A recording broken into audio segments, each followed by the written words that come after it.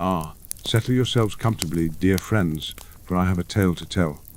A tale of the most remarkable folk who ever walked the green hills of Middle-earth. You may think you know of hobbits, those small people who love their gardens and their meals, but I assure you their story runs deeper than the roots of a tree in the old forest, and more winding than the water that flows through the Shire.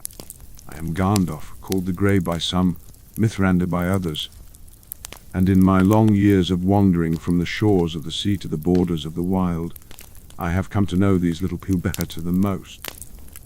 Some call them halflings, for they stand but half the height of men, but I tell you truly, there is nothing half about their hearts, their courage, or place in the great tapestry of history. Pour yourself some tea, light your pipe if you've a mind to, and let me take you back, far back, to times when even I was younger, and the world was a different place altogether. But to understand hobbits, one must first understand that their origins are shrouded in mystery as thick as the morning mists that cling to the Brandywine River. Unlike the elves, whose coming into ardor is well documented in ancient songs, or men, whose awakening in the East is remembered in old tales, the hobbits appear in our histories rather suddenly, like mushrooms after rain. The most learned among the lore masters believe that hobbits are distant kin to men, a branch of the race of the Edain that went their own way in the elder days, perhaps dwelling in the vales of Anduin before memory began its keeping. They are mortal, as men are mortal, with no great gifts of long life, such as the Inmenreans once possessed. Yet in their own way, they are hardier than many races that seem stronger. The first reliable records we have of hobbit can come from the lands east of the Misty Mountains, in the wide vales where the great river Anduin flows. This was long before they crossed those mountains and came to the lands that would become the Shire. Indeed, this was in the early years of the Third Age, though hobbits surely existed long before that time. Now, you must understand that not all hobbits are alike, though they might seem so to the casual observer. In those ancient times by the Anduin, 3 distinct breeds of hobbit folk developed, each with their own character and customs. First, there were the Harfoots, the most numerous of the 3 groups. These were smaller and darker of skin and hair than the others, with little to no facial hair. They loved hills and highlands, and they were the most inclined to dwell in the earth, making comfortable tunnels and smiles. The Harfoots were the first to practice the wandering life, and they were friendly with more than the other kindreds. They kept the habit of living underground long after coming to Eriador, and most hobbits of the Shire today count the Harfoots among their ancestors. Second came the Stores, a heavier and broader sort, with larger hands and feet. These folk, unlike the others, could even grow something of a beard in their later years, quite unusual for hobbit kind. The Stores loved flat riverlands, and were the only hobbits who understood boats and swimming with any skill. They maintained friendships with men more readily than the other kindreds, and they were the last to leave the lands around the Anduin. In later days, the Stores would settle in the Gladden fields and the angle formed by the rivers, and from them came folk like young Smaug, though that is a dark tale I shall touch upon in its proper time. Third were the Falahides, the least numerous but perhaps the most adventurous. They were taller and slimmer than the others, with fairer skin and hair, and they were the most daring of the 3 peoples. The Falahides loved trees and woodlands, and they had more skill in language and song than their cousins. They preferred hunting to agriculture in the old days, and they maintained friendship with the elves of Rivendell and Eldorien. Though few in number, the Falahides would have great influence on hobbit history, for many leaders and exceptional individuals from their bloodlines. Why did the hobbits leave the vales of Anduin? That question has troubled me for many a long year.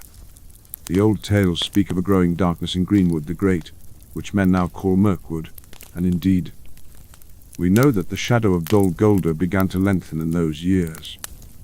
Perhaps the hobbits, with their keen sense for danger, felt the change in the air before others did. Whatever the reason, in the year 1050 of the Third Age, over 2,000 years ago, mind you, the Harfoots began crossing the misty mountains into Eredor. They were the first, being the boldest wanderers, and they settled initially in the lands between the Brunan and the Mithidal rivers. These were troubled times, with wars and rumors of wars. But the hobbits seemed to have a gift for finding peaceful corners even in dark days. The Fallowhides followed about a century later, taking more northerly routes through the mountains. Being bolder and more adventurous, some Fallowhides went far into the wilds of Eredor, even into the Northlands where the Rudurd Arna lay cold and empty. The Stores were the last to migrate, and being less fond of heights and stone, they took the Redhorn Pass when they could, or went around the mountains entirely to the south. Many Stores actually returned east across the mountains after some years, uncomfortable with the hilly lands of Eredor. Those who went back settled in the Gladden fields and the wide meadows of the Anduin, and there they lived quietly, until that fateful day one of the number found a golden ring in the mud of the river. That I am getting ahead of my tale. To understand the founding of the Shire, you must first know something of the lands of Eredor in those days. This was once the heart of the great kingdom of Arna, founded by Elendil the Tall after his escape from drowned Menna. But by the time the hobbits came wandering through, Arna had long since split into 3 kingdoms, Arthedain, Cardolan, and Rudor, and these were busy with their own troubles and wars against the Witch, King of Angmar. The hobbits, being small and peaceful folk, went largely unnoticed by the affairs of men. They settled in various corners of Eredor, in the angle south of Rivendell, in the North Downs, and in various other places where they could dig their holes and plant their gardens in peace. They were not entirely forgotten by the kingdoms of men, however, and indeed they maintained a friendly relationship with the kins when it suited both parties.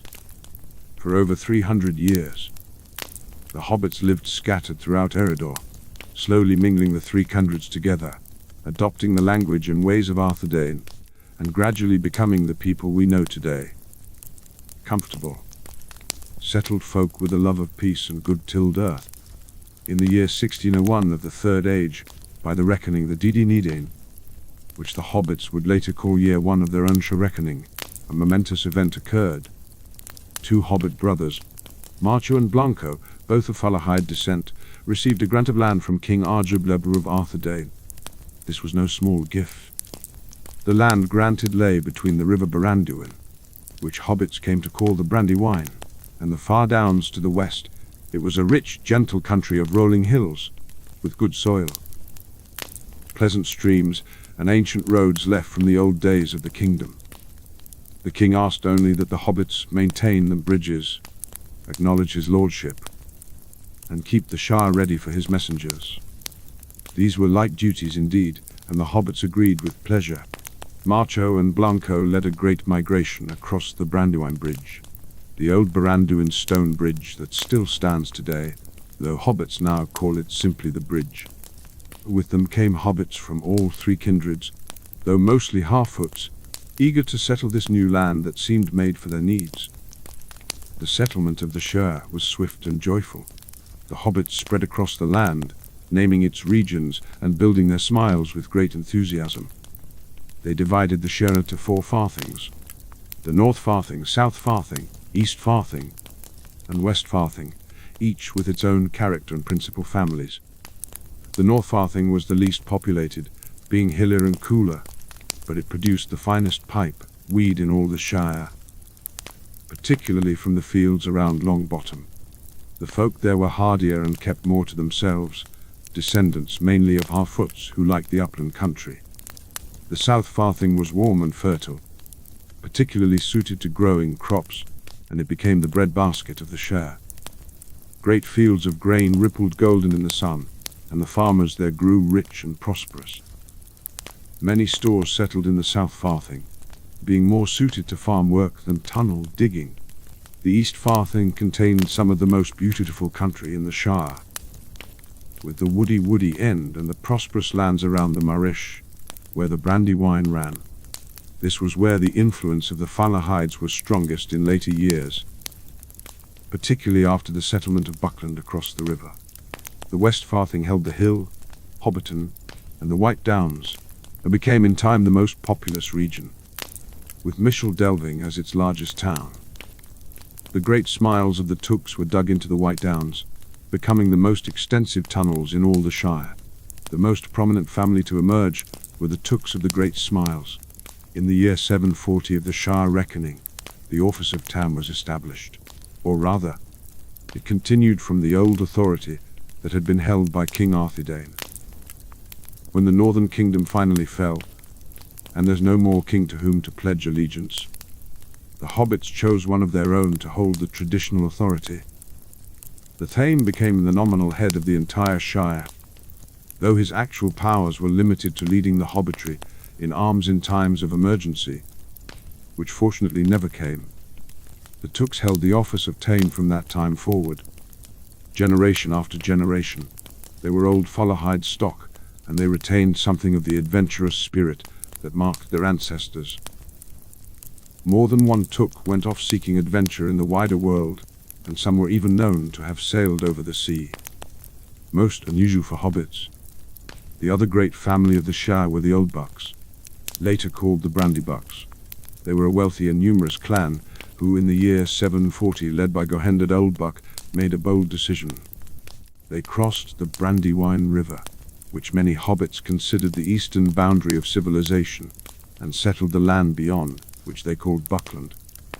There they built Brandy Hall, a great smile that could house over 100 hobbits.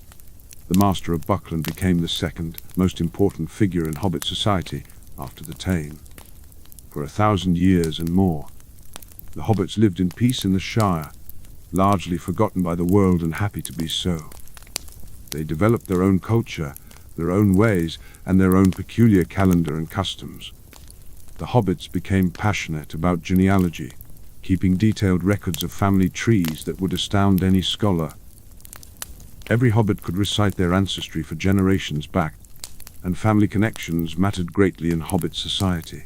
Birthday parties became elaborate affairs, with the giver of gifts rather than the receiver being the honored one. A curious custom that amused me greatly when I first learned of it. They developed a love of good food that became legendary, or would have if more folk knew of them. 6 meals a day when they manage at breakfast, second breakfast, elevenses, luncheon, afternoon tea, dinner and supper. Each meal was a small celebration, and hobbits became renowned for their hospitality, always ready to welcome guests with laden tables. Their farms and gardens were the most productive in all of Eredor. The hobbits had a natural gift for growing things, vegetables of enormous size and surpassing quality, fruits of wonderful flavor, and flowers of great beauty. The gardens of the Shire would have been the envy of any elven gardener, though hobbits approached the work with less art and more practical enthusiasm.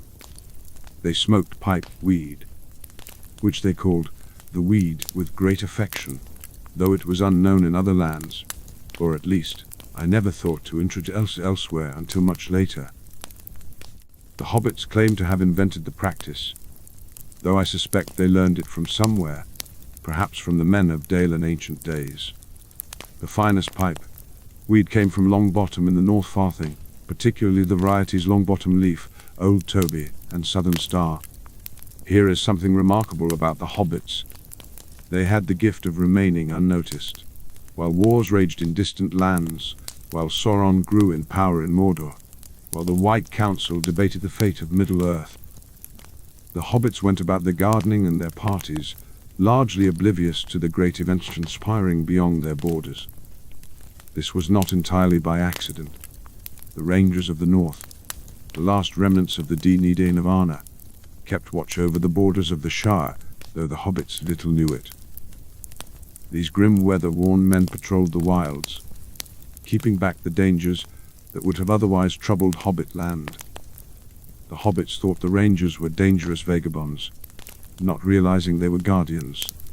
I myself began visiting the Shire long ago, in the year 2000, the Third Age by Gundur's reckoning. I came out of curiosity at first, having heard tales of these small folk, and I was charmed by what I found. Where else in Middle-earth could one find such peace, such contentment, such genuine joy in simple things. I returned many times over the centuries, and I came to love the hobbits and their simple wisdom. The hobbits feared me at first, of course, a tall old man with a staff and pointed hat, bringing fireworks and strange tales. But children are perceptive judges of character, and the young hobbits quickly learned that I brought wonders with me, firework, burst into dragons and ships, tales of distant lands, and a genuine interest in their lives and stories. Through the children, I won the trust of their elders, though many still considered me a disturbing influence, which was not entirely wrong. Now I must speak of darker matters, though they touch on hobbit history in ways that would shape the fate of the world. I mentioned earlier the Stores, who returned east over the mountains, settling by the Gladden fields. They lived there quietly for centuries, fishing in the river and tending small gardens, knowing little of the great events in other lands. Among these river folk lived one named Smaugall, born in the year 1230 of the Third Age.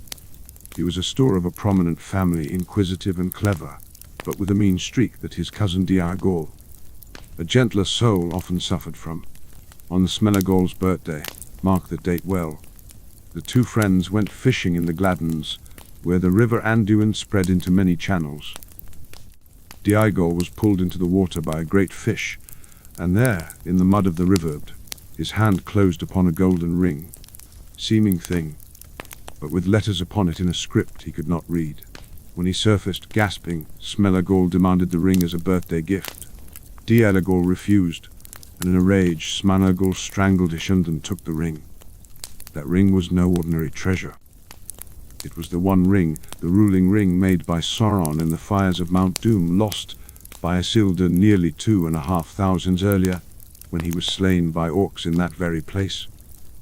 The ring had a will of its own, and it began to work upon Smaugall immediately. He used the ring to spy on his family and friends, for it had the power to make the wearer invisible. But he began to change, his body and his mind twisted by the ring's evil power. His people cast him out, and he fled into misty mountains, dwelling in the dark under stone, hating the light, loving only his precious, as he called the ring. Over 500 years, Smaugall became the creature called Gollum, fish pale and gaunt, with great luminous eyes and a voice like the choking sound that gave him his name. Yet he was a hobbit still, or had been, and his pitiful existence was a warning of what dark powers could do even to the most unlikely of beings. While the hobbits lived in peace, the world beyond their borders grew darker. In the year 2063, the wise drove Sauron from Dol Guldur, and there followed a period called the Watchful Peace. But it was only a respite, and in Torres 60, Sauron returned in secret to his stronghold in Mirkwood. The shadow lengthened once more. In the year 2740, orcs renewed their invasions of Eredor.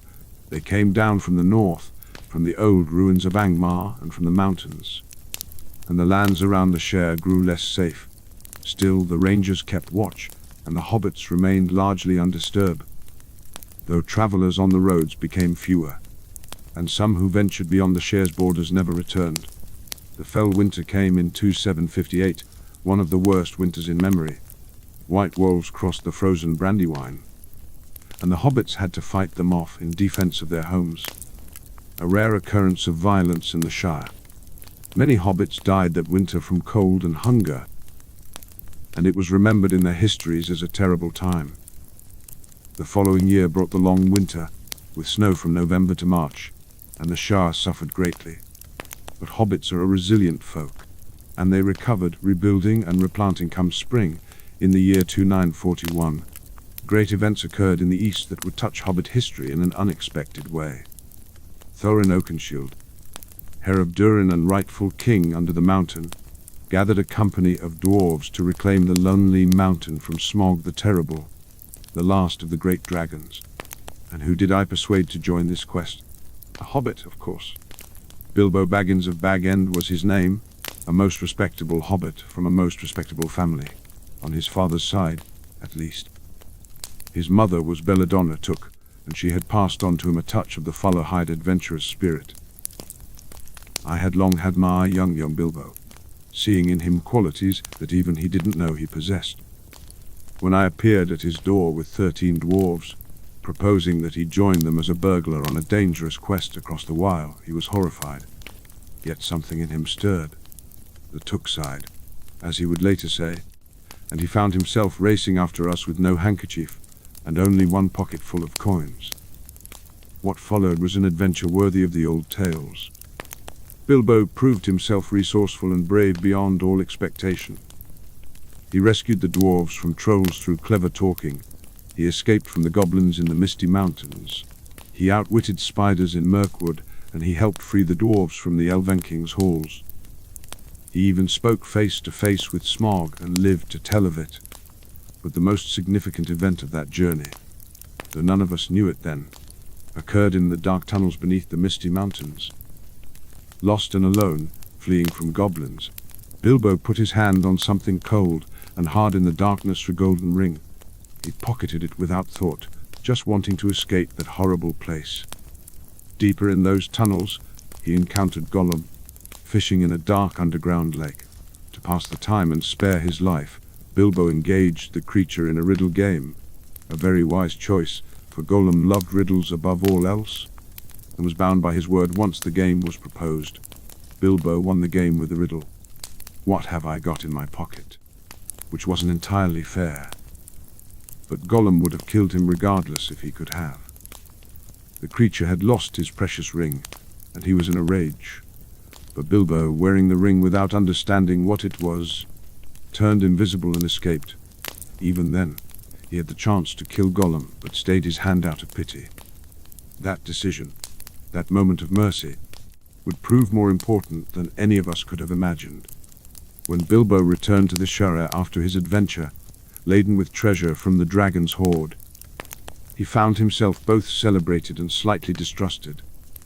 Hobbits don't generally approve of adventures, you see, and they certainly didn't approve of all the changes in Bilbo. He had become queer, they said. Too friendly with elves and dwarves, always writing poetry and nonsense, going off walking at odd times. But Bilbo was wealthy beyond any hobbit's dreams. And he was generous, so he was tolerated and even well liked. He settled back into Bag End and seemed content, though those with sharp eyes might have noticed he didn't seem to age as other hobbits did. In the year 2989, when he was 90 years old, he still looked the same as he had at 50, but few hobbits were paying that close attention. Bilbo had kept the ring, of course. He told himself and others that it was just a lucky find, a magic ring that made the wearer invisible, useful for avoiding unwanted visitors and family members asking for loans. He didn't understand its true nature, nor did I, not for many long years, but the ring was working on him, slowly, stretching out his life and making him possessive and secretive about his birthday present, as he called it. Meanwhile, in Waterworld, great events were in motion. Aragorn, whom the hobbits knew only as Strider the Ranger, was growing to manhood under Elrond's care in Rivendell. He was the heir of Isildur, the last hope of the ancient line of kings, though few knew it. The White Council met to discuss the growing shadow in Dol Guldur, and at last we drove Sauron out. But too late, for he fled to Mordor and openly declared himself, and began gathering his forces for war. I began to suspect the truth about Bilbo's ring, and my suspicion grew into dread. I spent long years searching through ancient texts and records, consulting with Saruman and other members of the White Council, tracking the movements of Gollum, and piecing together the history of the Rings of Power. Finally, I knew the terrible truth. The One Ring, which we thought lost forever in the depths of the Anduin, was in the Shire, in the hands of a simple hobbit who used it to avoid his relatives. In the year 301 of the Third Age, Bilbo decided to leave the Shire. He was now 111 years old, a most respectable age for a hobbit, and he planned a grand birthday party to mark the occasion. But he also planned to depart immediately after, leaving the Shire for good and going to live with the elves in Rivendell. I attended that party, of course, as I had attended many of Bilbo's gatherings over the years. It was a magnificent affair, with fireworks I had brought specially, great dragon that flew over the heads of the assembled hobbits, among other wonders. But the most important moment came at the end of the party, when Bilbo slipped on the ring and vanished in the middle of his speech, much to everyone's shock. Later, in Bag End, I confronted him about the ring. It was the first time I truly saw how much hold it had gained over him. He was reluctant, terribly reluctant, to part with it, and for a moment he looked at me with anger and suspicion, his hand clutching the ring in his pocket. But Bilbo was still Bilbo, fundamentally kind and honest, and with great effort of will. He left the ring behind for his heir. That heir was Frodo, son of Drogo Baggins and Primula Brandybuck, who had been orphaned young and adopted by Bilbo. Frodo was another remarkable hobbit, with something of the same quality I had seen in Bilbo, a courage and depth that went beyond the ordinary. He would need every bit of it, though neither of us knew the trials that lay ahead. For 17 years after Bilbo's departure, Frodo lived quietly in Bag End, respected and well-liked, though some thought her as queer, as his uncle had been. He kept the ring hidden, using it rarely if at all, not knowing its true nature, for I had not yet told him. I was away during those years searching for Gollum and confirming my worst fears about the ring. When at last I returned to the Shire in the spring 18, I brought terrible news. I tested the ring in the fire of Bag End's hearth, and we both saw the fiery letters appear on its surface. The ring verse in the black speech of Mordor. This was indeed the One Ring, and Frodo was now its bearer. A burden beyond anything a hobbit should have to carry. What followed is now written in the Red Book of Westmarch, Frodo's own account of the War of the Ring. But let me tell you of it as I remember it, for I was there for much of it, though not all. Frodo had to leave the Shire, that was certain. Sauron was searching for the ring and his servants. The terrible Nazgul, the Ringwraiths, would soon be scouring the land for it. Frodo took with him 3 companions, Samwise Gamgee, his loyal gardener and truest friend, Peregrine Took, called Pippin, a young scamp of the Thanes family, and Meriadoc Brandybuck, called Merry, the heir of the Master of Buckland. These 4 hobbits set out on what would become the greatest journey in all of Middle-earth's history. Their path took them through the Old Forest, where they met Tom Bombadil, that strange and merry fellow who is a mystery even to me, and barely escaped from the Barrow Wights in the Downs.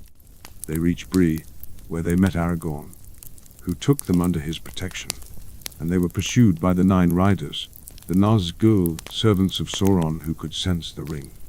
At Weathertop, Frodo was wounded by a Morgul blade, a wound that would never fully heal. They fled to Rivendell, barely reaching it in time, where Elrond's power and lore saved Frodo's life, though he would carry the scar of that wound forever.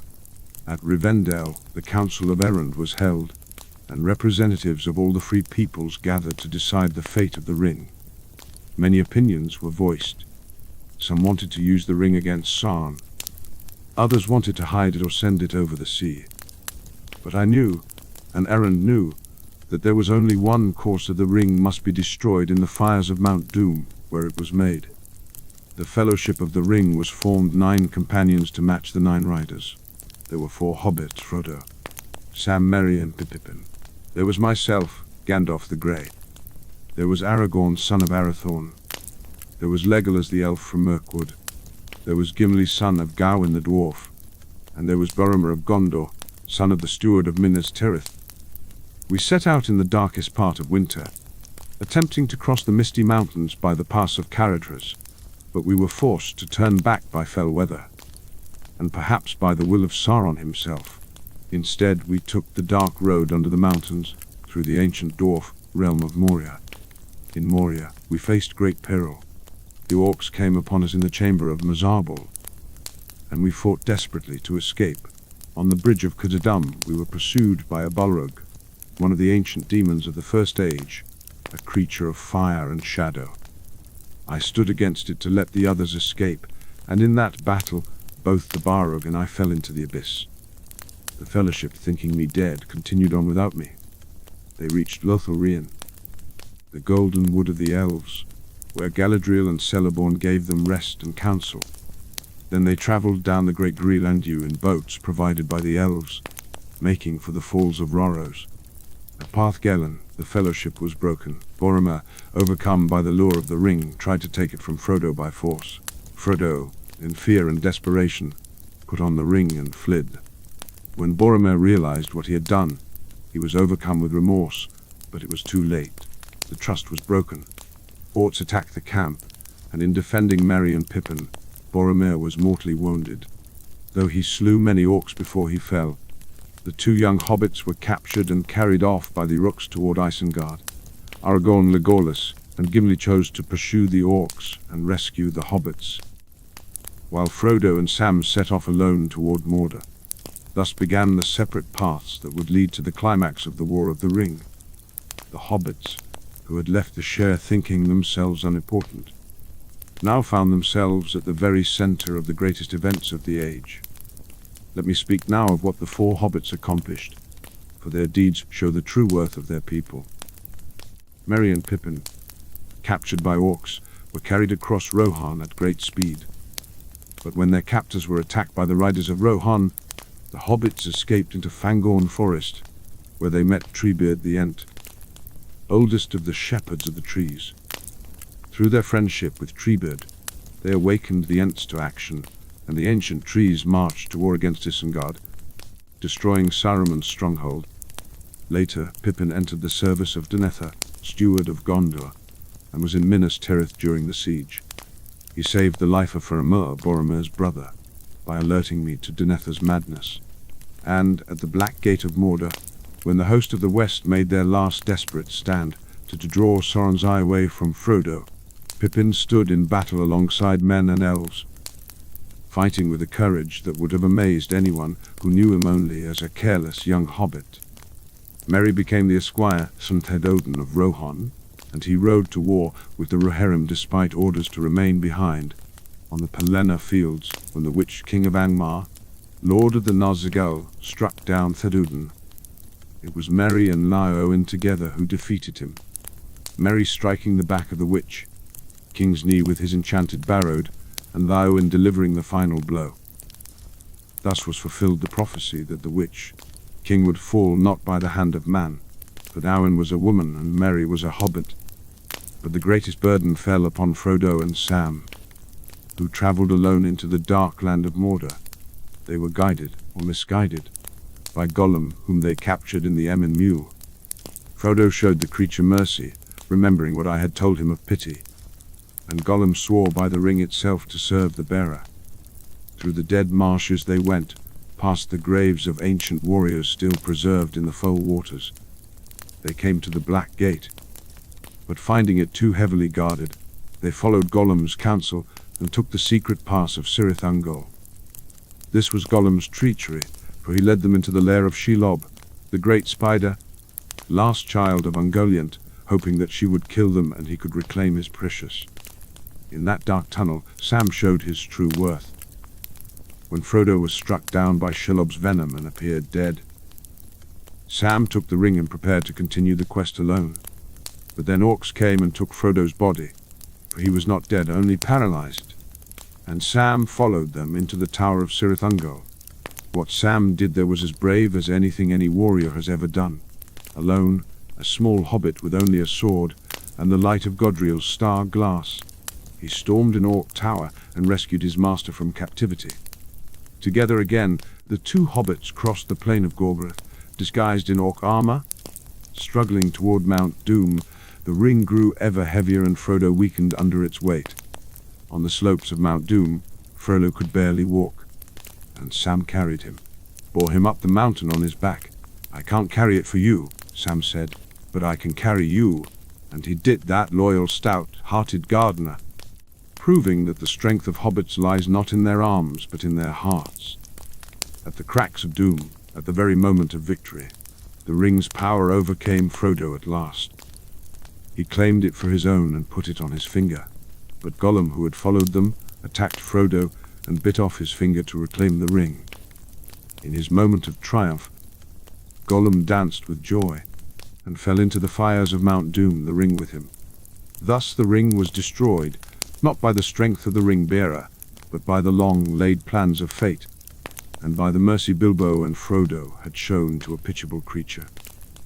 had they killed Gollum when they had the chance. The quest would have failed, and darkness would have covered all the world. With the destruction of the ring, Sauron was defeated utterly, his spirit dispersed forever. The Tower of Barad-dûr collapsed, the Mondial fell from the sky, and the armies of Mordor fled in terror. The War of the Ring was won. Aragorn was crowned King Lysar in Minas Tirith, reuniting the kingdoms of Gondor and Arnor for the first time in thousands of years. The Didi and Nadaim came into their own again, and the line of Lendil was restored. And in that great celebration, the four hobbits stood honored above all others, for without them, all would have been lost. The hobbits remained in Gondor for some time, honored guests of the king. They were present at Aragorn's wedding to Arwen of Enstar, the daughter of Elrond. They rode in the king's company back to the north. And at the borders of the Shire, Aragorn issued a decree that no men should enter the Shire without leave of its people, and he set rangers to guard its borders in secret once more. When the four hobbits returned to the Shire in late 3019, they expected to find everything as they had left it, peaceful, green, and comfortable. But they were met with troubling news even before they reached the Brandywine Bridge. Tom Cotton of Bywater told them that things had gone very wrong in their absence. During the war, while the Share's finest were away and the world was distracted, Lotho Sackville Baggins, called Pimple by those who disliked him, had begun buying up property and establishing himself as chief. He brought in ruffians from outside the Shire, rough men who bullied the hobbits and enforced harsh new rules. There were sheriffs everywhere, crops were being sent away, trees were being cut down, and ugly buildings were going up. When the travelers reached Hobbiton, they found it much changed for the worse. Bag End had been taken over, and the lovely trees of the party field had been cut down. And there they learned the truth.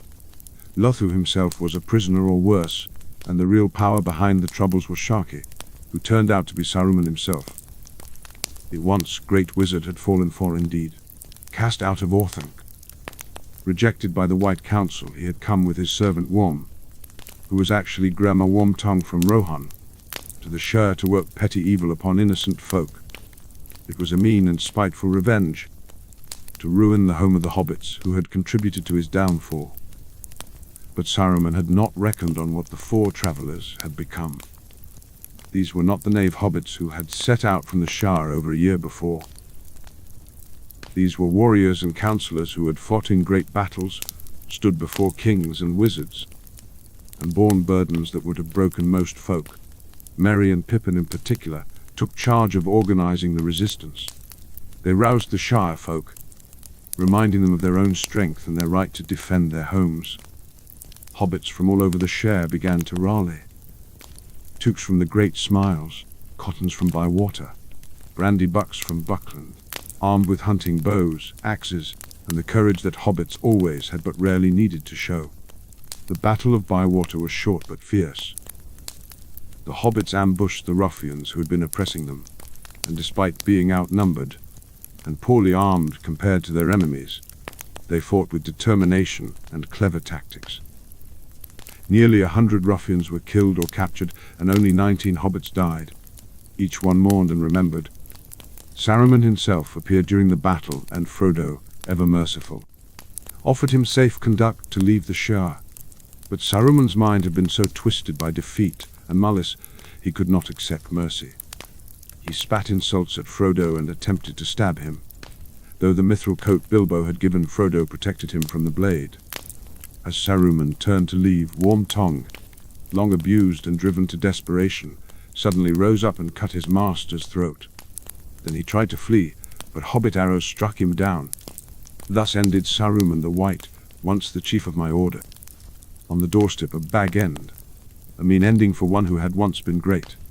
The work of restoring the Shire took many months.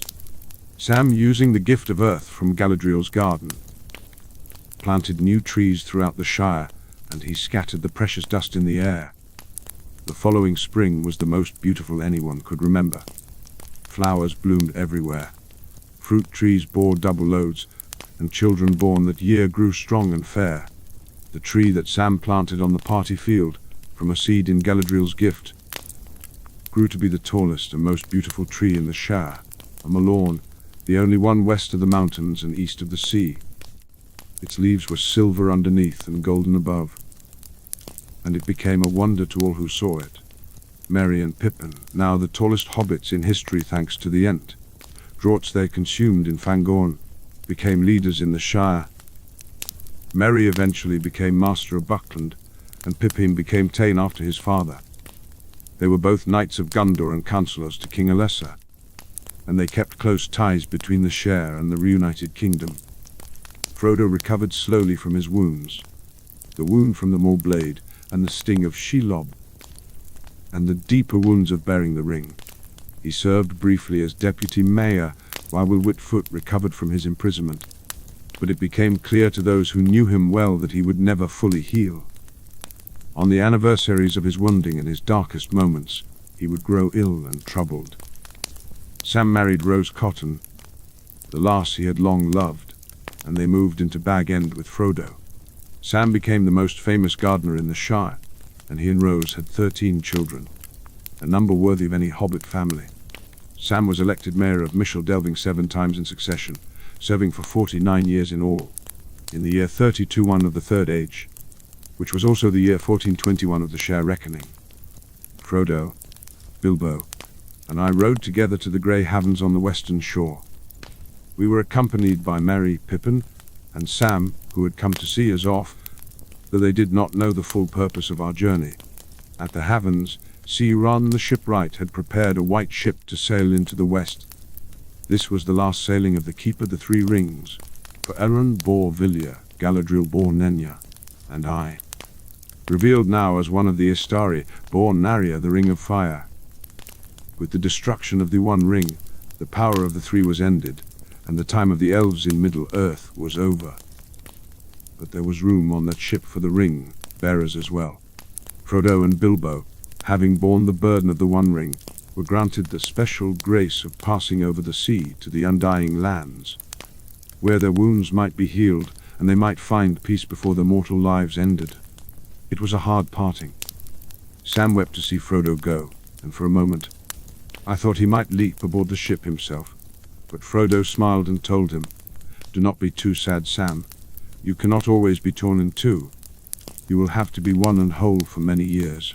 You have so much to enjoy and to be and to do." And so we sailed into the west, and I saw my old friends, the ring-bearers, find peace at last.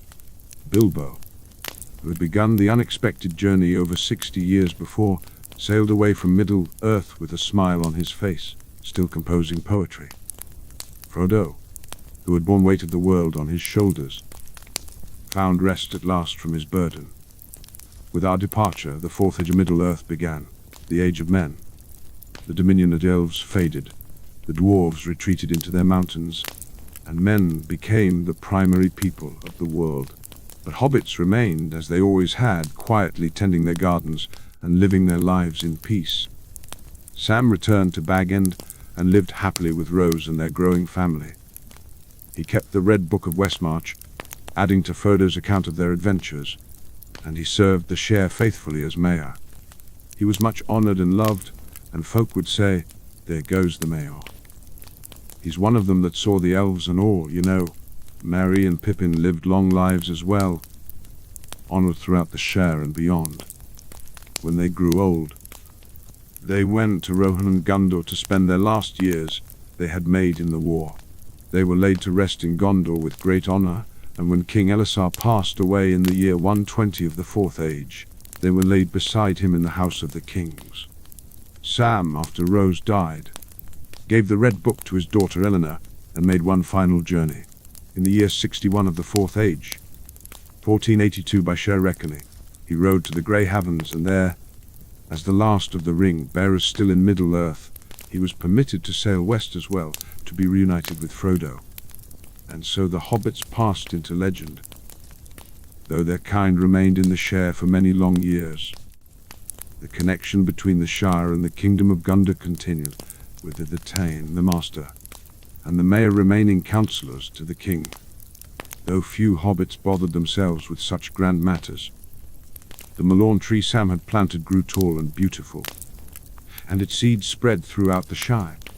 so that in time there were many such trees, a living memory of the gift of the elves.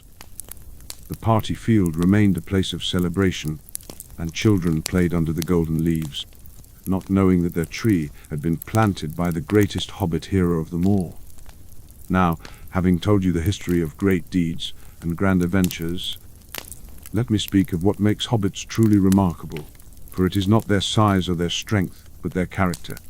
Hobbits are at first glance simple folk. They love comfort, good food, and peace. They are not ambitious in the way of men, seeking power or glory. They do not desire wealth for its own sake, though they like to be comfortable. They are not naturally inclined to adventure or danger, and most would be quite happy to spend their entire lives within a few miles of where they were born. Yet beneath this comfortable exterior lies a deep well of courage and endurance. When pressed, when their homes and loved ones are threatened, hobbits show strength that surprises even themselves. They are harder to kill, harder to corrupt, and harder to bring many larger and fiercer folk. This resilience comes partly from their very ordinariness. Hobbits are not grand or prideful. They do not think themselves destined for greatness, and so they are not disappointed when greatness does not come to them. They find joy in simple things: well-tended garden, a pipe, a well-told tale by the fire. This contentment makes them resistant to the allure of power and the corruption that destroyed greater races. The true strength of hobbits lies in their loyalty and their capacity for friendship. Sam followed Frodo into the very depths of hell itself, not for glory, not for reward, not even really for the sake of the world, but because Frodo was his friend and master, and Sam would not abandon him. That is the Hobbit way. Merry and Pippin began their journey as something of a lark, youngsters seeking adventure without truly understanding what they were getting into. But when the test came, they did not flinch. They stood in battle, they befriended Ents and kings, they brought hope and courage wherever they went, all because they would not abandon their friends or fail in their duty.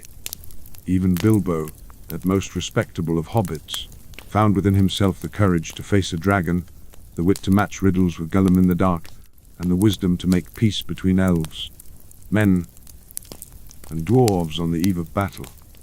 And in the end he had the strength to give up the ring. One of the hardest things any bear ever did. There is a wisdom in smallness that the great often overlook. The mighty men of Endi Minna fell to pride and the desire for immortality. The elves, for all their grace and beauty, grew weary of the world and faded away. Even wizards like Saruman could be corrupted by the desire for power and knowledge. But hobbits, they wanted nothing more than a full belly, a warm hole, and the company of friends. This simple desire, to live peacefully and harm no one, is actually a profound wisdom. It is harder than you might think to be content with enough, to not always want more, to find joy in what you have rather than lamenting what you lack. When Galadriel offered Sam anything his heart desired, do you know what he asked for? Not power, not wealth, not even the restoration of the Shire, though that was certainly in his thoughts. He asked for rope when he needed rope, and later for a box of earth to help things grow. His desires were immediately practical and aimed at helping others. That is the Hobbit way. Hobbits are great keepers of family history and tradition.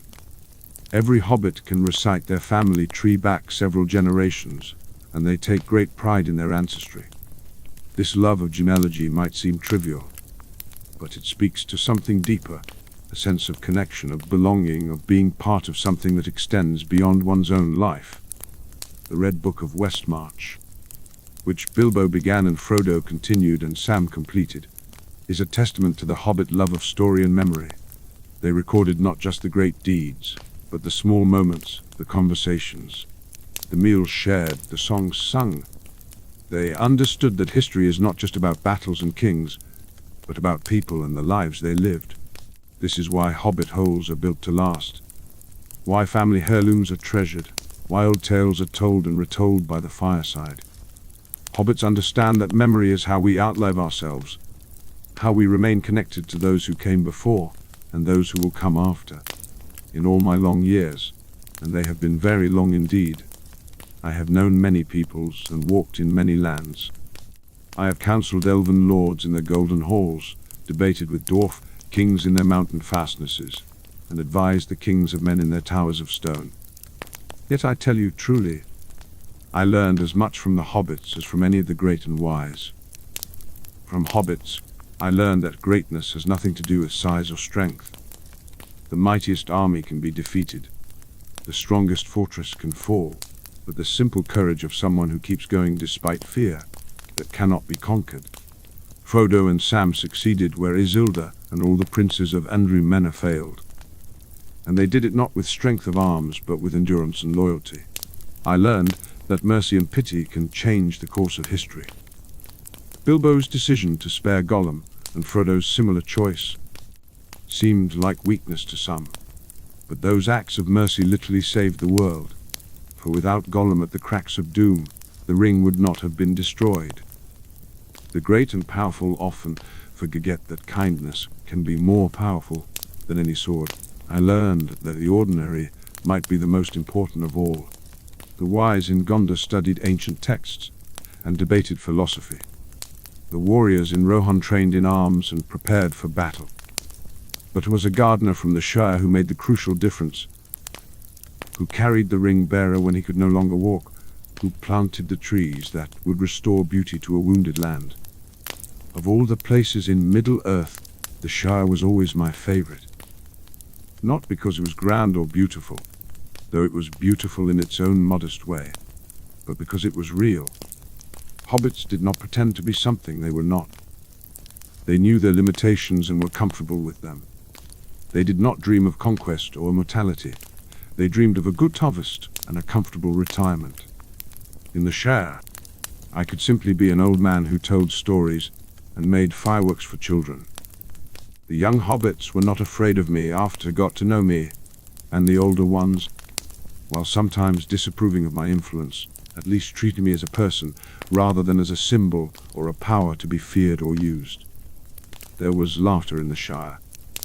Genuine laughter that came from contentment rather than from mockery or cruelty. There was music and song not to impress or to demonstrate skill, but simply for the joy of it. There was food shared freely, not as a display of wealth, but as an expression of hospitality and friendship. In a world that was growing darker, where ancient evils were stirring and great powers were gathering for war, the Shire was a reminder of what we were fighting for.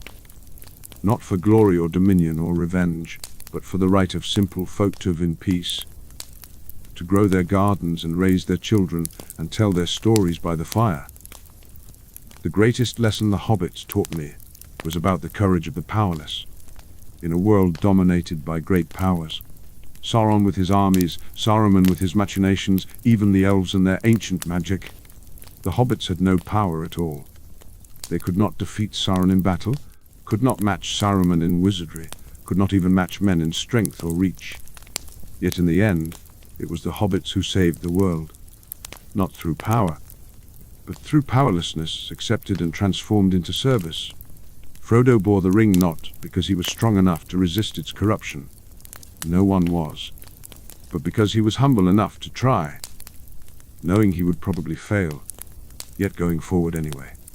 This is the paradox at the heart of the Hobbit story. The weak confounded the mighty, the small brought down the great.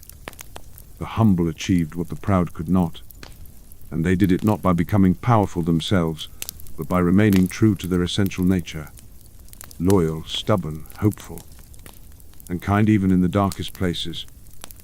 What became of the hobbits in the later years of the Fourth Age, as it turned into the Fifth and beyond? The records become less clear, the stories more vague. The Shire persisted for many generations, of course. Hobbits are nothing if not persistent.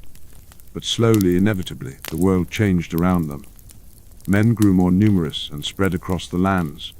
The old forests were cut down to make room for farms and cities. The ancient roads were traveled by traders and soldiers, and the wild places where hobbits once felt safe became fewer and farther between. The Shire itself began to seem less like a hidden sanctuary and more like a curious backwater in a world dominated by men. Some hobbits began to marry with men, and their children were more manlike than hobbit-like, taller and less hairy of foot. The old customs began to fade. Fewer hobbits lived in smiles, more built houses above ground. The language changed, taking on more words from the common speech and losing the old hobbit peculiarities. The art of pipe, weed cultivation fell into decline, and the great mathams and heirlooms were lost or forgotten. The Shire folk forgot much of their own history. The War of the Ring became a legend, then a tale, then a children's story, and finally a half-remembered myth. Few believed that their ancestors had once been friends with elves and ents, or that a hobbit had destroyed the greatest evil of the age. The Red Book of Westmarch was copied and recopied, with errors creeping in until the original tale was buried under centuries of additions and misunderstandings. Eventually, and this is speculation on my part, for I was no longer in Middle-earth to see it, the hobbits ceased to be a distinct people. Whether absorbed into the population of men through intermarriage, or whether they simply dwindled and died out as the elves did, I cannot say for certain. But the blood of hobbits flows still in some of the folk of Eredor. I should think those who are shorter and stouter than average, those who have a particular love of comfort and good food, those who show unexpected courage in dark times. Perhaps there are still hobbits even now, in your own time, hidden away in some forgotten corner of the world where men have not yet reached. Perhaps they till their gardens and smoke their pipes and know nothing of the great cities and nations that surround them. I like to think so, though I suspect it is not true. Or perhaps, and this thought comforts me more, perhaps the hobbit spirit lives on in any people who value home and hearth over gree and conquest, who show loyalty to friends above ambition for power, who find joy in simple things and courage in desperate times. If so, then hobbits have not truly vanished, but have spread their quiet wisdom throughout the world. The legacy of the hobbits is not in monuments or empires. They built no great cities, founded no dynasties, conquered no lands. Their names are not remembered in the songs of men, or were not, until Bilbo and Frodo's tale was finally told and understood. But the hobbits gave us something more valuable than all the kings of men. They gave us an example of how to live. They showed us that happiness does not require grandeur, that courage does not require strength, that wisdom does not require ancient lore. They taught us to treasure friendship, to value mercy, to find contentment in enough rather than always seeking more. In the darkest hour of the Third Age, when all the great powers were gathering and preparing for war, it was not the armies that saved the world, not the wizards, not even the returned king. It was two hobbits who had never wanted to be heroes, stumbling up a mountain to throw away the most precious object in all creation. That is the lesson of the hobbits, that doing is right matters more than doing what is powerful, and that the smallest person can change the course of history if they refuse to give up. Before I finish this long tale, let me speak a bit about the peculiarities of hobbit culture, for these details matter to understanding these remarkable folk. The hobbits kept their own calendar, different from that of the elves or men. They began their year on the first day of spring, which they called Yule, and they divided into 12 months of 30 days each, with 5 additional days for holidays. The months had charming names after Yule: Solmarth, Rethi, Astron, Thrimage, Horiliv after Leith, Wedmarth, Hallimath, Winterfell, Blotmarth, and Foriul. The hobbits loved their holidays and festivals. The most important were the Lither days in midsummer, when the free fair was held, and Yule, when families gathered for feasting and gift-giving. But any excuse would do for a party. Birthdays especially, which were occasions for giving away gifts to guests rather than receiving them. Hobbits spoke the common speech, learned from the men of Eredor, but they had their own peculiar way with words. They used old-fashioned terms that had passed out of use elsewhere, and they had many special words for things that mattered to them. Dozens of terms for different types of mushrooms, for instance, or various degrees of mud on roads. They were fond of nicknames and abbreviations. Samwise became Sam, Meriadoc became Merry, Pebrim became Pippin. Every family had traditional names that were passed down through generations, and tracing these names through family trees was a favorite hobby of many hobbits. The hobbits also preserved some old words from their distant past before they learned the common speech. Words like smile for their underground dwellings and matham for an article of no particular use that you couldn't bear to throw away. These old words gave hints about their ancient origins, though few hobbits thought about such things. Hobbits loved poetry and song, though their verses were usually light and humorous rather than grand and tragic. They had walking songs, bath songs, drinking songs, eating songs, and songs for nearly every other occasion. The tone was usually cheerful even when the subject was sad. Hobbits preferred laughter to tears. Bilbo was exceptional among hobbits for writing more serious poetry, and his translations of Elvish verse were quite accomplished. Frodo inherited this talent, and Sam surprised everyone by composing verses about his adventures. Simple but heartfelt poetry that captured the wonder and terror of their journey.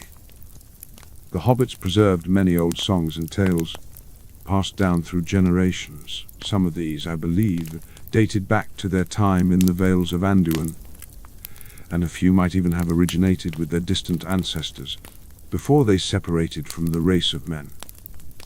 But the hobbits themselves gave little thought to such ancient origins. They simply enjoyed singing the old songs by the fireside, with a mug of ale in hand and friends gathered round. No discussion of hobbit culture would be complete without mentioning their relationship with food. Hobbits loved to eat, and they were very good at it. 6 meals a day was their ideal, and even on journeys, they tried to maintain at least 3 good meals plus snacks. Hobbit cooking was hearty and excellent. They were masters of pie-king, with dozens of varieties: apple pie, berry pie, meat pie, mushroom pie, and combinations thereof. Their bread was crusty and satisfying, their cheeses aged to perfection, their bacon consavory. They grew vegetables of remarkable size and flavor, and the preservation techniques meant that even in winter, the larder was full. As for drink, hobbits loved good beer and ale, which they brewed themselves in countless varieties. The beers of the Shire were famous, or would have been if anyone outside the Shire knew about them. The Green Dragon in Bawater served particularly fine ale, and many important conversations happened in that common room. They also developed the art of smoking pipe, weed, which they claimed to have invented, though as I mentioned earlier, I have my doubts. Regardless of its origins, hobbits elevated pipe smoking to an art form, with different blends for different occasions and complex rituals around packing and lighting the pipe just so. If there was one art in which hobbits excelled above all others, even above eating, it was gardening. Every hobbit had its garden, and these were maintained with love and attention that would put many professional gardeners to shame.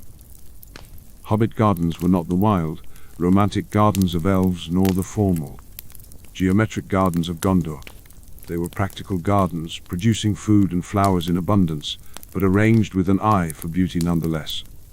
Rows of vegetables stood alongside beds of flowers. Fruit trees overhung herb patches, and everything was kept neat and productive. The art of gardening was passed down from parent to child, and good gardening stock was valued highly. The Ganges were famous for their gardening skill, which is why Oldham Gamgee and then his son Sam were employed at Bag End. Sam's work after the scouring of the Shire, using Galadriel's gift, elevated him to legendary status among gardeners, though of course he had magical assistance that others lacked. And so, I come to the end of my tale, though in truth, the story of hobbits has no ending, for they lived on long after the events I have recounted, and who knows? Perhaps some distant echo of them remains even now, somewhere in the wide world. I have told you of their origins in the Vales of Anduin, their migration to Eredor, the founding of the Shire, and their long peaceful years when the world forgot them, and they were content to be forgotten. I have told you of how 4 hobbits set out on a journey that would determine the fate of Middle-earth, and how they showed courage and heart beyond what anyone would have expected from such small folk.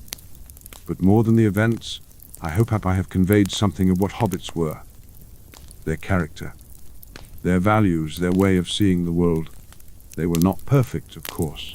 They could be insular and suspicious of outsiders, too fond of comfort and respectability, quick to gossip and slow to understand matters beyond their own borders.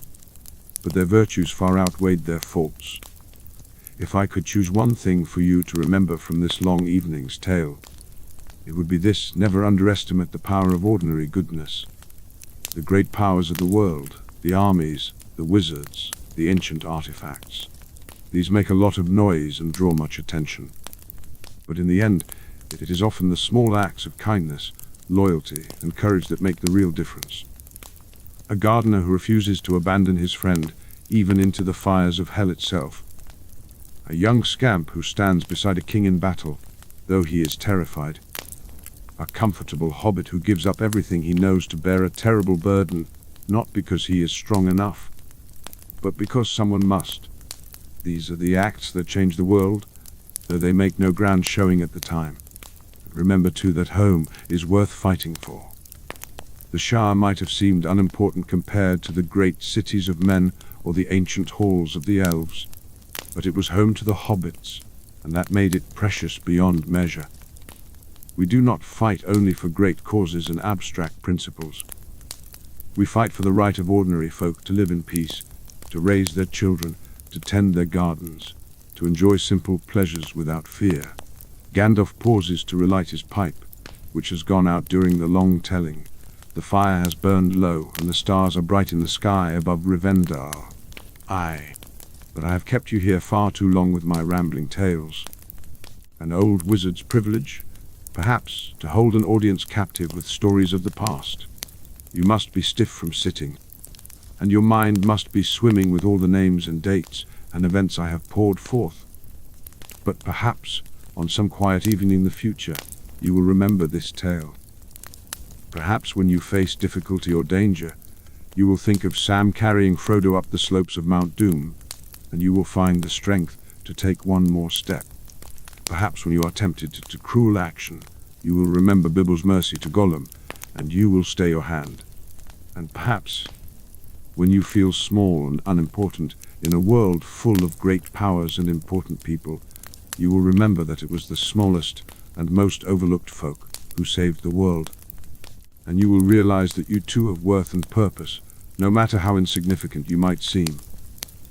The elves have a saying: memory is the treasure and guardian of all things. The hobbits understood this in their own way. They kept their family trees in their old tales not out of pride, but out of love. Love for those who came before, and hope for those who would come after. The Red Book of Westmarch ensured that the story of the hobbits would not be forgotten, that their courage and sacrifice would be remembered. Through Bilbo's poems and Frodo's careful account and Sam's additions, the truth was preserved. Later scribes copied and recopied the book, and though some errors crept in, the essential story remained intact. And now I have told it to you, adding my own memories and reflection to what was written. Perhaps you will tell it to others in your turn, and the story will live on, passed from generation to generation, changing in details but preserving the essential truth. That courage can be found in the most unlikely places, and that even the smallest person can change the course of the future. There is something more I must tell you about the hobbits and the ring, for it speaks to the very heart of what made them special. The One Ring was an object of supreme power, designed by Sauron to lay all other rings of power and control those who wore them. It magnified the natural abilities and desires of its bearer, but it also corrupted them, twisting those desires toward domination and evil. When men bore the ring, or would have, had they been able to claim it, it fed their ambition for power and glory. Isildur, who had a chance to destroy it, kept it, thinking to use it for the good of his people. Boromir, brave and noble though he was, saw in the ring a weapon that could save Gondor and defeat Sauron, and that vision led him to try to take it by force. When Galadriel was offered the ring, she saw herself as a beautiful and terrible queen, all would love her in despair. When I was offered it, I saw the power to do good, to organize and command and set things right through strength. That is how the ring corrupts, It shows you your desires fulfilled, but it turns those desires to domination. But what did the ring do to hobbits? Bilbo used it primarily to avoid unwanted visitors and to slip away from parties unnoticed. Smeagol, well, he was twisted terribly. But even he used the ring mainly to hide, to fish undisturbed, to avoid the people who had cast him out. Frodo bore it across half of Middle-earth, and even the end, when he claimed it for himself. What did he threaten? Only to command the person who tried to take it from him to throw themselves into the fire. A defensive act, not an act of conquest. You see, hobbits had no great ambitions to begin with. They did not desire to rule others, to command armies, to reshape the world according to their vision. They wanted comfort, yes. And they could be petty and acquisitive about their possessions, but they had no hunger for power over others. This was their great strength, and it was why the ring could be borne by a hobbit, when it could not be safely borne by anyone else. The ring had little work than Bilbo or Frodo. It could make them possessive of it, secretive about it, but it could not turn them into Dark Lords, because they had no Dark Lord within them waiting to emerge. I did not understand this when I first urged the council to send Frodo on the quest. I chose him because he had volunteered, because he was brave, because someone had to do it. But looking back now, I see the deeper wisdom. Perhaps not my wisdom, but the wisdom of fate or providence, or whatever power guides the affairs of the world. A hobbit was not just a good choice, a hobbit was the only choice. This brings me to a troubling question that I have pondered for many years. Was it all meant to happen? Was Bilbo meant to find a ring? Was Frodo meant to carry it? Were Sam and Gollum meant to play their parts in the final destruction of the ring? I do not know. I am a wizard, not a prophet, and the future was as hidden from me as from anyone. There were many moments when everything could have gone differently. If Bilbo had killed Gollum in that first meeting, as he had every right to do, the quest would have failed. If Boromir had succeeded in taking the ring, disaster would have followed. If Sam had not been at Cirith Ungol at the precise moment when Frodo was taken, all would have been lost. Were these coincidences? Or was there a pattern? I prefer to think that there were choice, real choice, at every turn, but that the choices of good people, making the best decisions they could with courage and mercy, led ultimately to the right outcome. Fate, if it exists, works through the free choices of those who choose well, and the hobbits chose well.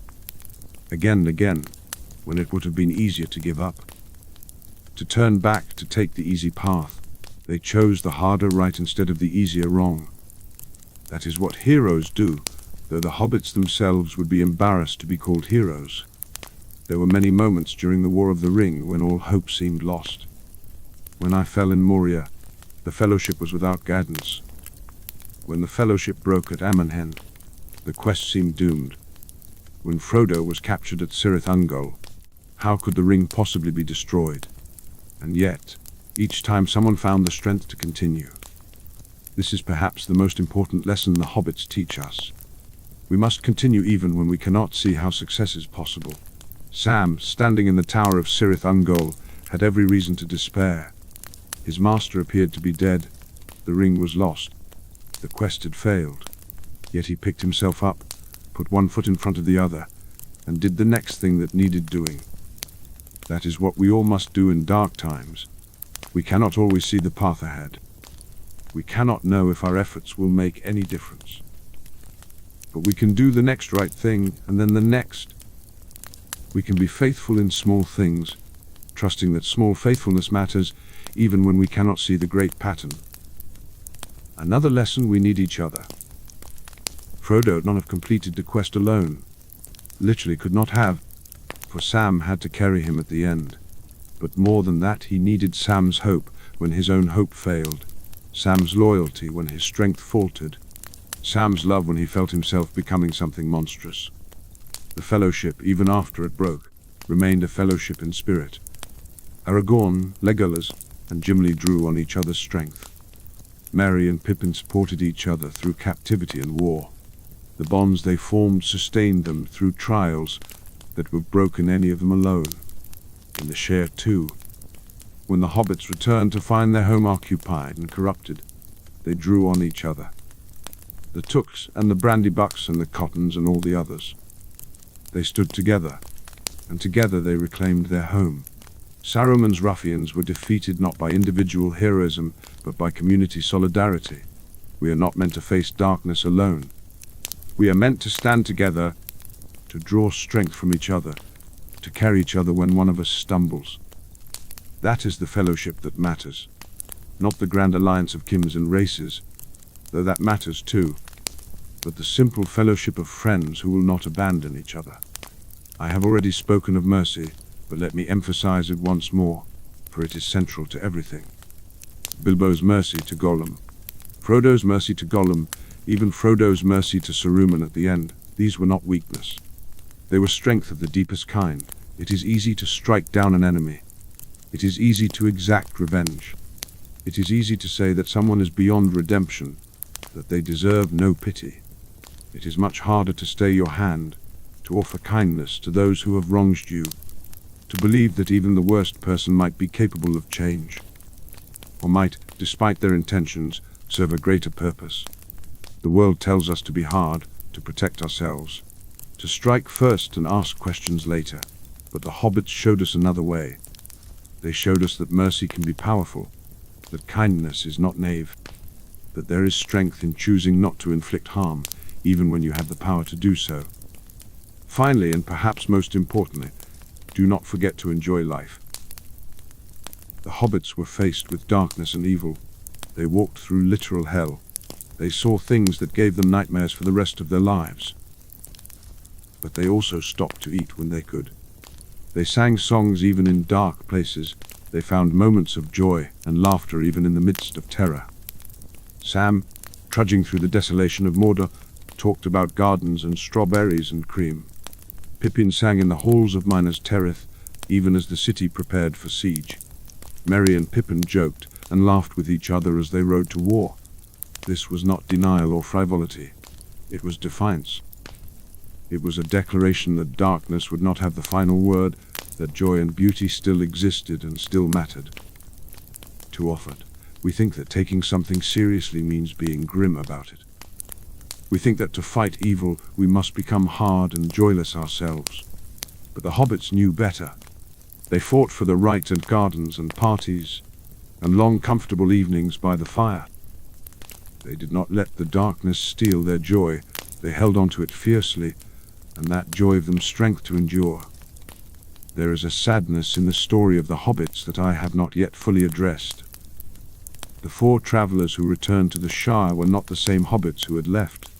They had seen too much, done too much, suffered too much. They were wiser and stronger, yes, but they had lost something precious, their innocence. The Shire itself could be restored, and was restored more beautiful than before through Sam's efforts. But the travelers themselves could not go back to being simple Shire folk, content with their gardens and their gossip. They had seen elves and ents. They had walked in ancient kingdoms and beheld wonders and terrors beyond imagining. How could they return to worrying about who the biggest pumpkin or whose family tree was more distinguished? Frodo felt this most keenly. The wound from the Morgul blade, the burden of the ring, the betrayal of the ring at the very end. These left scars that would not heal. He tried to settle back into share life, but he could not. The anniversary of his wounding came around. He would wake at night from dark dreams.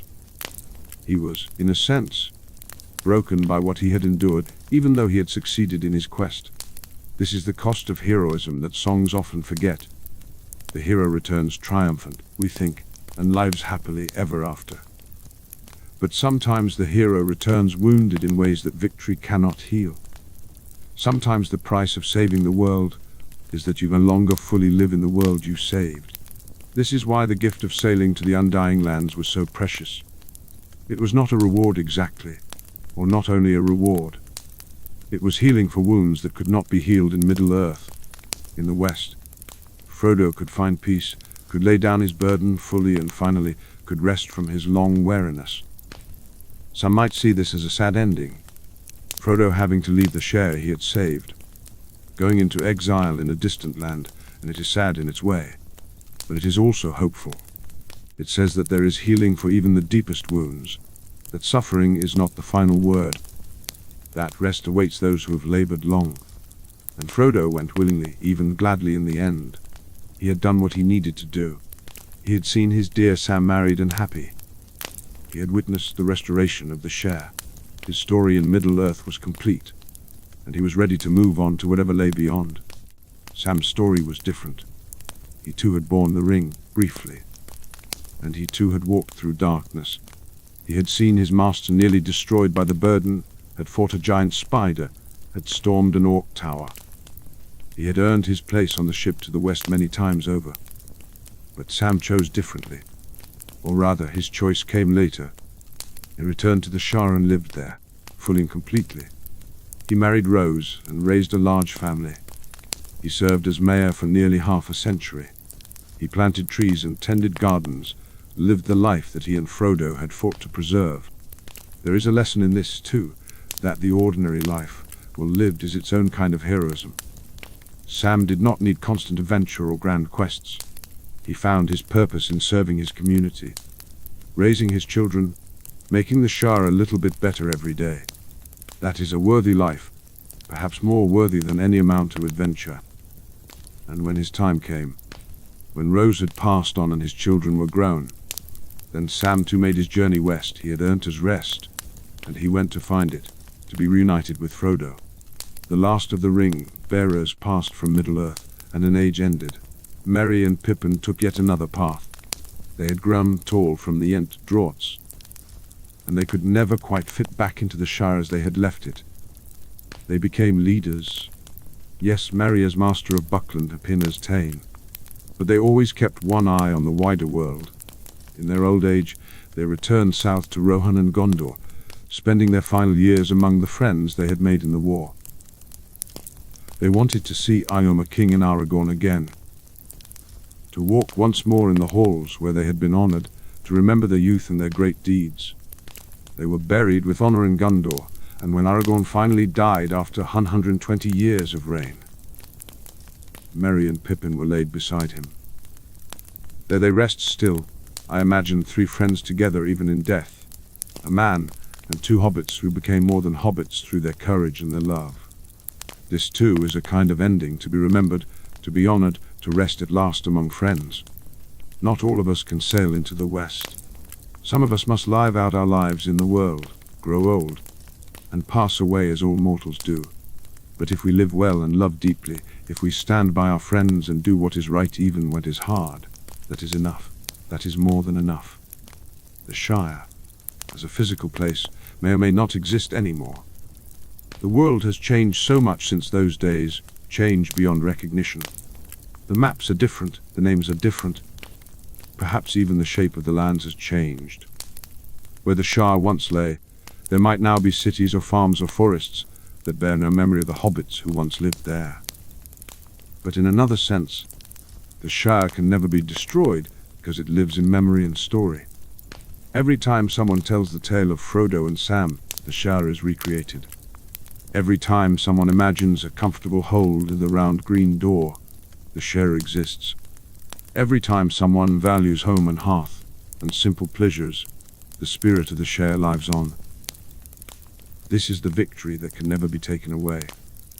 Sauron could have burned the Shire to ashes, could have killed every hobbit that lived there, but he could not destroy what the Shire represented.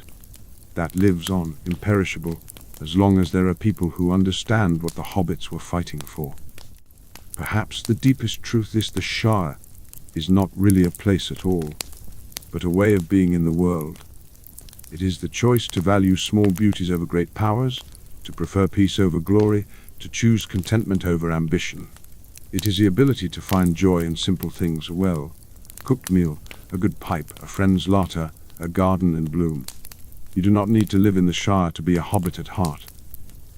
Wherever you are, you can cultivate the hobbit virtues: loyalty, courage, mercy, humor, perseverance, and the ability to find joy even in dark times. You can be the kind of person who, when faced with an impossible burden, says, "I will take it," not because you are strong enough, but because someone must. The share exists wherever people create it. It exists in every garden tended with love, every meal shared with friends, every act of kindness shown to a stranger, every moment when someone chooses mercy over revenge. It exists in every person who, like Sam, picks themselves up after despair and does the next thing that needs doing. This is why the story of the Hobbits matters, why it is worth telling on a long evening by the fire, why it is worth preserving and passing on. Not because it is a tale of great battles and mighty wizards, though it is that too. Not because it has a happy ending, though in its way it does. The story matters because it tells us that we matter. Each of us, no matter how small or insignificant we might feel, has a role to play. Each of us has choices to make, and those choices have consequences that ripple out far beyond what we can see. Each of us has the capacity for courage and kindness, and the world desperately needs both. The story matters because it reminds us what is worth fighting for. Not for power or wealth or fame, but for the right of ordinary people to live ordinary lives in peace. For gardens and homes and children and laughter. For the freedom to be ourselves, to pursue our own happiness in our own way, without tyrants or bullies or dark lords telling us how we must live. The story matters because it gives us hope. If hobbits can save the world, then there is hope for all of us. If mercy can be more powerful than strength, if loyalty can sustain us through impossible trials, if even the smallest person can change the course of the future, then there is always hope, no matter how dark the times seem. And so, my friends, my tale is told. From the ancient origins of the hobbits in the Vales of Anduin, through their migration to Eredor and the founding of the Shire, through long centuries of peace, to the great crisis of the War of the Ring and its aftermath. I have told you everything I know, and more than a little of what I suspect or imagine. The story of the hobbits is over, in one sense. They played their part in the great drama of the Third Age, and the Fourth Age and all ages after belonged to others. The hobbits themselves have faded from the world, absorbed into the race of men or simply vanished into legend. But in another sense, the story is never over. As long as there are people who value what the hobbits valued, who show the courage and kindness that the hobbits showed, the story continues. Every person who refuses to give up when giving would be easier. Every person who shows mercy when revenge would be simpler. Every person who treasures home and friends above power and glory. They are writing new chapters in the never-ending story of hobbit kind. If you were to ask me, and you have not, but I am an old man who takes liberties, what my fondest memory of the hobbits is, I would find it hard to choose. There are so many. Bilbo's birthday party with its spectacular fireworks, Frodo's courage in accepting the burden of the ring, Sam's steadfast loyalty through every trial, Merry and Pippin's growth from reckless youth to honored knights. But perhaps my favorite moment is simpler than any of those. It is sitting in Bag End with Bilbo, both of us with our pipes lit, talking of old adventures and older legends while the sun set outside and the kettle sang on the fire. Or watching Sam work in the garden at Bag End, whistling to himself, completely absorbed in the simple task of making things grow. Or hearing the laughter of young hobbits as my fireworks burst overhead in all their glory. These moments had no great significance in the grand sweep of history. They were just moments of peace and contentment, of friendship and simple joy. But they were precious beyond measure. All the more so, because I knew even then how rare and fragile such moments are, and how fiercely they must be protected. The hobbits gave the world many gifts. They gave us courage in dark times, mercy when hatred would have been easier, loyalty that did not falter, and hope that did not die. They saved Middle-earth from domination and destruction, though few outside the Shire ever knew it. But perhaps their greatest gift was simply showing us how to live. In a world obsessed with power and progress, they reminded us that happiness is found in contentment, not in ambition. In an age of great lords and mighty works, they showed us that small things, a garden, a meal, a friendship, matter just as much as great things, perhaps more. They taught us that home is worth defending, that simple pleasures are profound, that ordinary people can do extraordinary things, and that the smallest act of kindness can change the world. These lessons are not dramatic, but they are true, and they are desperately needed in every age. The elves have a blessing: may the stars shine upon your path. The dwarves say, may your beard grow ever longer. Men make grand speeches about honor and duty and glory, but hobbits, when they part from a friend, usually just say, don't take too long coming back, or sometimes, come again when you can stay longer. They understand that the best goodbye is not really a goodbye at all, but a promise to meet again. So I will not say goodbye. I will say what Bilbo often said to me when I left Bag End after a visit: don't be long, and bring more fireworks next time. Will we meet again in this world or some other, in this age or some distant age to come? I trust that we will meet, and when we do, we will sit by a fire with our pipes lit and our cups full, and we will tell stories of hobbits and dragons, of rings and quests, of courage and friendship and all the things that matter most. Until then, may your road go ever on, and down from the door where it began. May you have the courage of Sam when courage is needed, the wisdom of Frodo when wisdom is required, the loyalty of Merry and Pippin when friends need you, and the mercy of Bilbo when mercy is the hardest choice. And may you always remember that you are more than you know, stronger than you think, and capable of changing the world. Even if you are, by the reckoning of the great and powerful, nobody in particular. But come, dawn is not far off, and even wizards need their rest. You have listened well and patiently to an old man's lengthy tale. May it serve you well in the days to come, whatever trials they may bring. Remember the hobbits. Remember their courage, their mercy, and their joy. Remember that the smallest person can cast the longest shadow, and that doing what is right matters more than doing what is powerful. And remember this above all: the world is saved, time and again, not by the great and the mighty, but by the ordinary people who refuse to give up, who show kindness in dark places, who carry each other when one stumbles, and who never lose sight of what truly matters: home, friendship, love, and the beauty of simple things. He raises his staff in farewell, and now go, and may your tale be a good one, worth the telling when you sit by your own fire in years to come. May you live well, love deeply, and may you always have enough to eat, at least 6 meals a day, as any sensible hobbit would insist.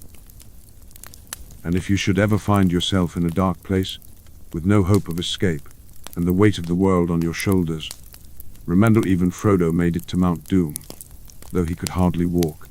Sometimes all we can do is take one more step, but one more step is enough if it is in the right direction.